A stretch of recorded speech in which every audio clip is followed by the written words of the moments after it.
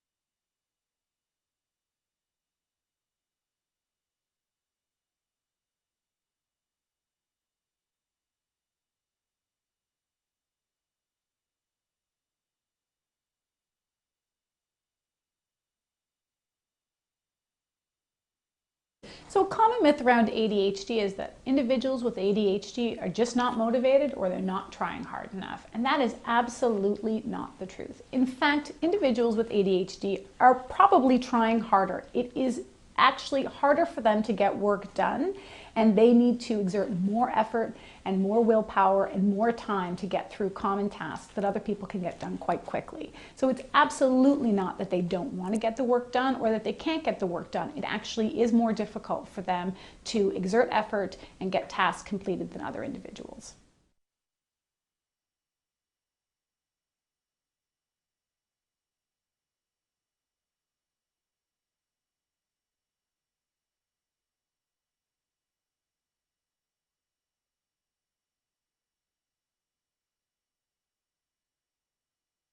So some of the most common myths around ADHD include the idea that kids just grow out of it, and we know that that's simply not true. Of individuals who are diagnosed with ADHD in childhood or around the school age years, we know that 70% of them, when re-seen in adolescence, still have impairing levels of ADHD. And we know that about 50% of individuals will still have ADHD symptoms and traits that are impairing right into adulthood. So we do know that although what ADHD looks like may change over time, that the symptoms that are most impairing persist, and they include things like difficulty with attention and difficulty avoiding distractions, problems with organizing and planning, and these are the kinds of traits that really interfere even as individuals go into the workforce or with relationships. So although some of the traits of hyperactivity and impulsivity that are seen in really young children may go away, we know that these other traits of inattention do tend to persist, and they are the ones that tend to cause impairment as individuals get older and the demands on those domains increase.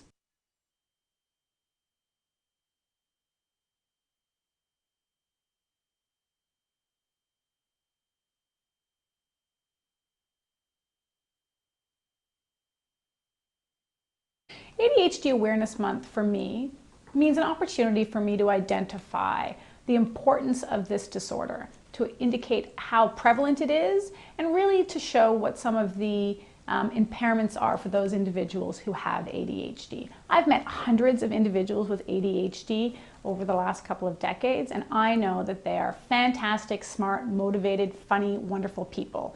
I also know that if untreated, ADHD can cause lifelong impairment and suffering. In children, if it's untreated over time, there's academic underachievement, there's negative feedback from teachers, from friends, social impairments, and with that kind of consistent negative feedback, it can really start to erode self-esteem and self-confidence.